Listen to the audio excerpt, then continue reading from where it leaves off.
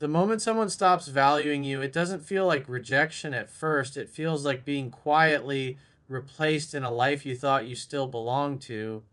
What hurts most isn't the argument, the distance, or even the goodbye. It's the moment you realize you're no longer irreplaceable in their world. There was a time when your presence mattered, when your messages were anticipated, when your opinions carried weight, when your absence was felt. You were a priority, not an option. And then slowly, without any dramatic announcement, that position disappears. You start noticing the small changes first. The replies come later, the conversations feel shorter, the interest feels thinner. The effort is no longer mutual, and at first you make excuses for it. You tell yourself they're busy, stressed, distracted, going through something. You protect the image of the connection because part of you doesn't want to accept what's actually happening, but deep down you feel it. The energy has shifted. You're no longer central in their world. You're no longer someone they arrange their life around. You've become someone who fits in only when it's convenient.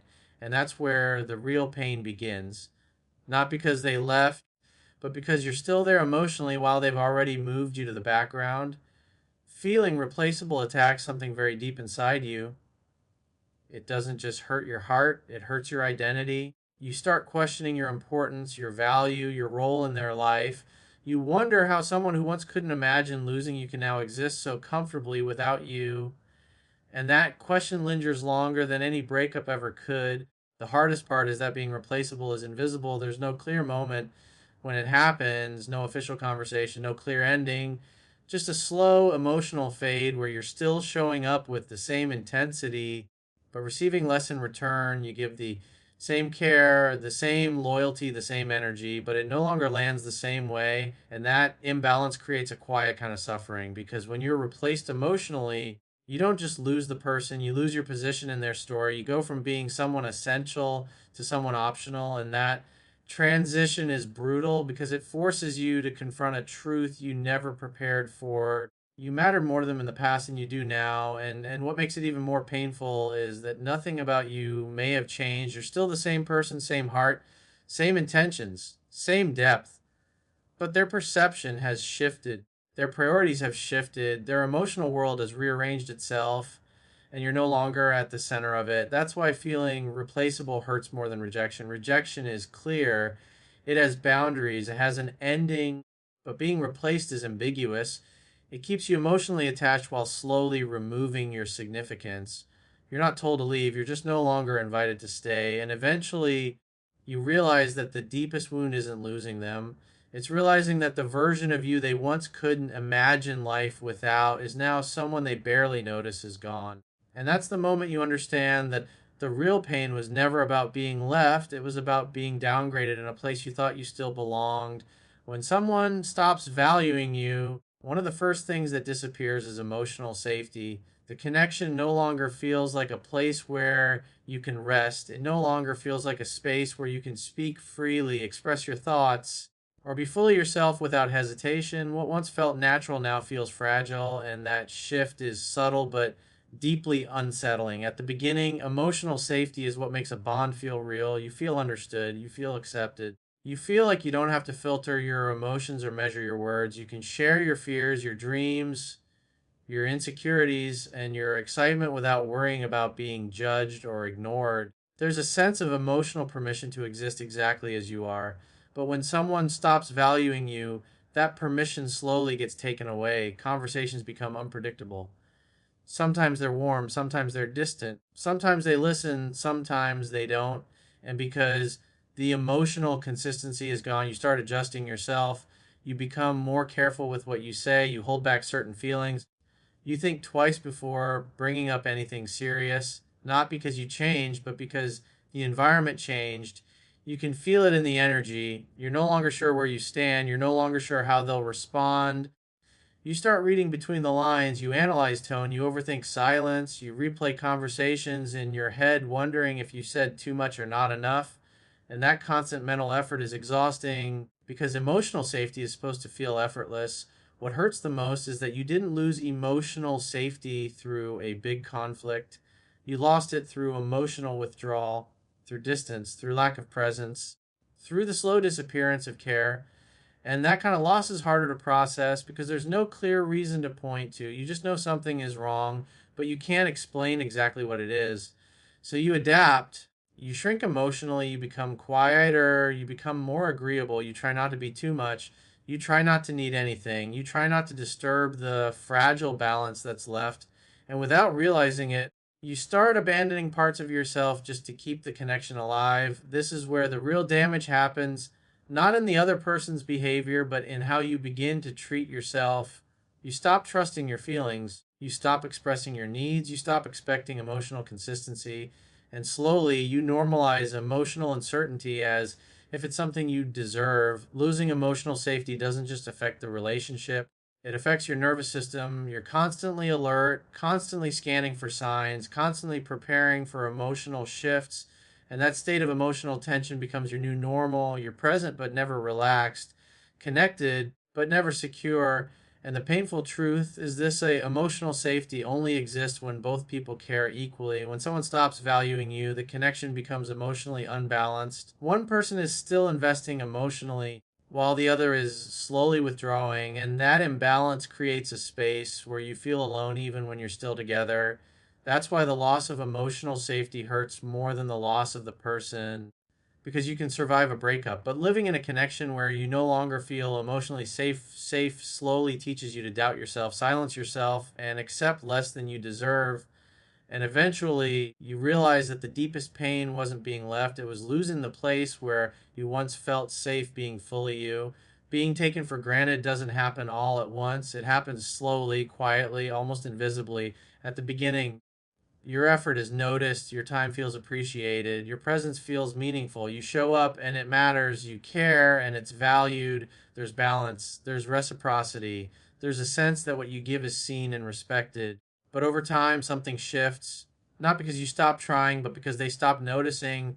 You keep giving the same energy, you keep being supportive, you keep being understanding, you keep making space, making time, making effort, but the reactions change, the gratitude fades, the appreciation becomes rare. The things you once did that made them feel special now feel expected. And that's the moment your effort stops being a gift and starts being taken for granted. What makes this so painful is that you don't immediately realize it's happening. You just feel a strange emotional imbalance. You feel like you're investing more and receiving less.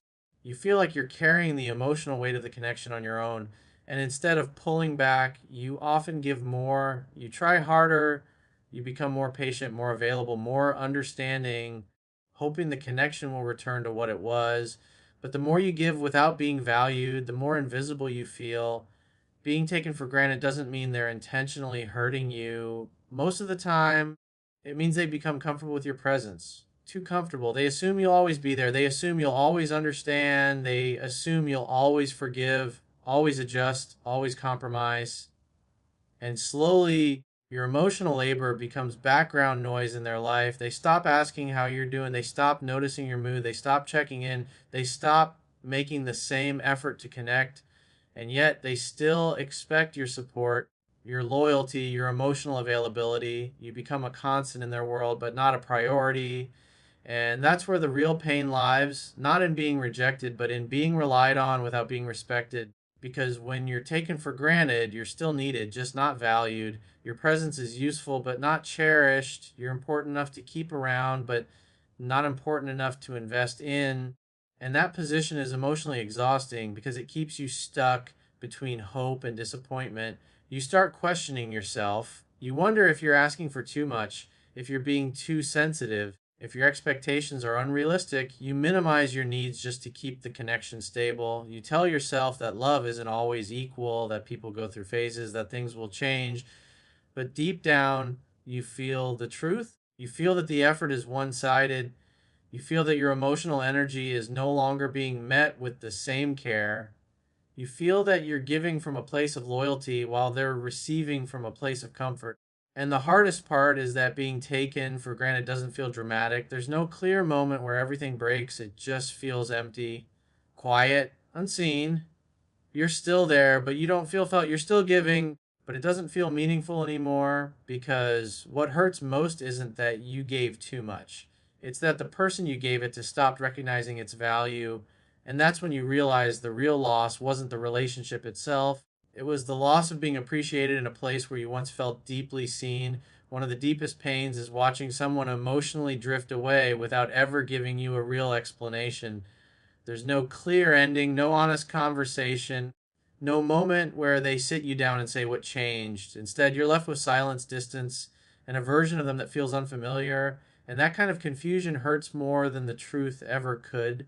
At first, you sense it in small ways. The energy feels different. The conversations feel shorter. The warmth feels inconsistent. They're physically present, but emotionally somewhere else. And when you ask if something is wrong, they say everything is fine. They say they're just tired, busy, stressed, distracted. So you believe them, or at least you try to. But the feeling doesn't go away. In fact, it gets stronger. You start noticing patterns. They reply slower. They share less. They stop initiating. They seem less curious about your life. And yet, nothing is ever directly addressed. You're stuck in this emotional fog where something is clearly changing, but nothing is being acknowledged. And that's what makes it so painful. You're forced to process a shift that was never explained. You're left trying to make sense of a story that has missing pieces.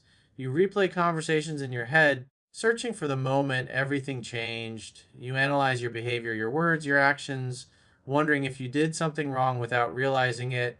The mind craves clarity, it wants closure, it wants understanding. But when someone changes without explaining why, they deny you all three. They leave you in a state of emotional uncertainty where you're connected to someone who is no longer fully there. And the worst part is that this kind of emotional drift makes you doubt your own perception because there's no clear evidence, no argument, no confession, no betrayal you can point to, just a feeling. And when you can't prove a feeling, you start questioning it. You tell yourself you're overthinking. You tell yourself you're being insecure. You tell yourself you're imagining things. So instead of protecting yourself, you adapt. You lower your expectations. You become less expressive. You try not to ask for too much. You try not to push for clarity. You convince yourself that the distance is temporary, that things will return to normal if you just stay patient. But inside, you're grieving something that's already fading. You're emotionally attached to a version of the connection that no longer exists.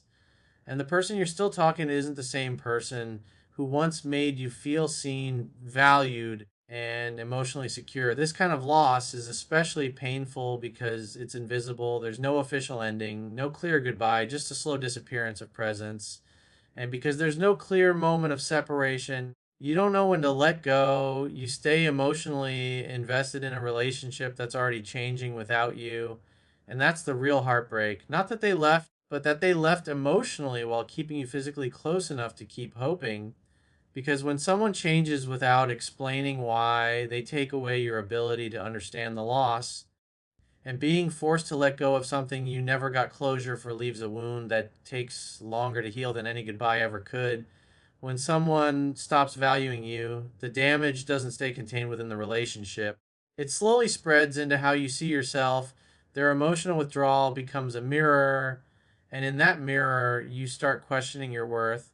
Not because you were suddenly inadequate, but because their behavior makes you feel that way. At first, the doubt is subtle. You wonder if you said something wrong, if you weren't supportive enough, if you became boring, if you changed in ways you didn't notice.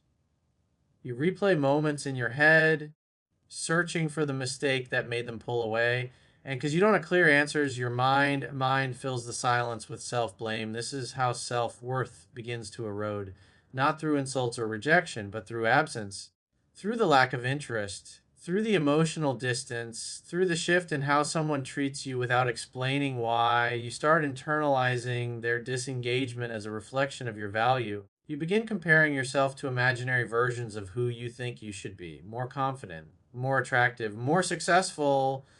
You start thinking in terms of only, if only I were better, they wouldn't have lost interest. If only I were different, they would still care. And slowly your identity starts bending around someone else's approval. What makes this especially painful is that you didn't enter the connection feeling insecure. You felt open, you felt grounded, you felt enough, but being slowly devalued changes that. It teaches you to doubt what once felt natural. It teaches you to measure yourself through someone else's attention.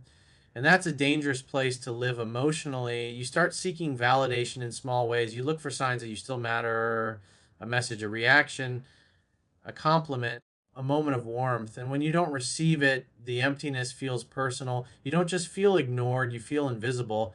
This kind of emotional damage is quiet but deep. It doesn't break you instantly, it reshapes you slowly. You become more cautious, more guarded, more afraid of being too much or not enough. You hesitate before expressing yourself. You hold back your needs. You lower your expectations not because they changed, but because you stop believing you deserve more. And the most painful part is that you start losing touch with who you were before the connection. The version of you who felt confident without needing reassurance. The version of you who didn't question their worth based on someone else's attention. The version of you who didn't need to prove they were valuable. When someone stops valuing you, it creates a psychological wound that goes beyond heartbreak. It plants a question inside you: am I enough? And that question lingers long after the person is gone. But the truth is, their inability to value you was never a measurement of your worth. It was a reflection of their capacity, their priorities, their emotional state. You didn't become less valuable. You were simply standing in a place where your value was no longer recognized. And the moment you realize that, you begin the real healing, not by trying to be more for someone else, but by remembering who you were before you ever felt like you had to be. The final truth that hurts the most is realizing you loved more than they did. Not in a dramatic way, not in a way that makes them a villain and you a victim, but in a quiet, honest way that forces you to face the emotional imbalance as always there. You were more invested, you cared more deeply, you believed more strongly in the connection. And for a long time, you didn't see it because love made everything feel mutual. When you love more, you notice it in your effort. You're the one who initiates, you're the one who checks in. You're the one who asks questions, makes time, adjusts plans, and tries to keep the emotional bond alive. You're the one who reflects, communicates, and looks for solutions when things feel off. Not because you're desperate, but because you're committed.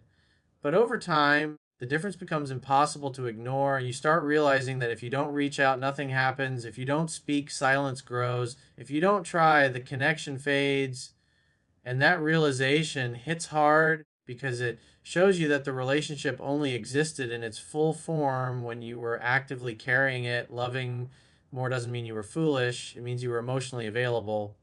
It means you were open, present, and willing to invest. But when that level of love isn't matched, it slowly turns into emotional exhaustion.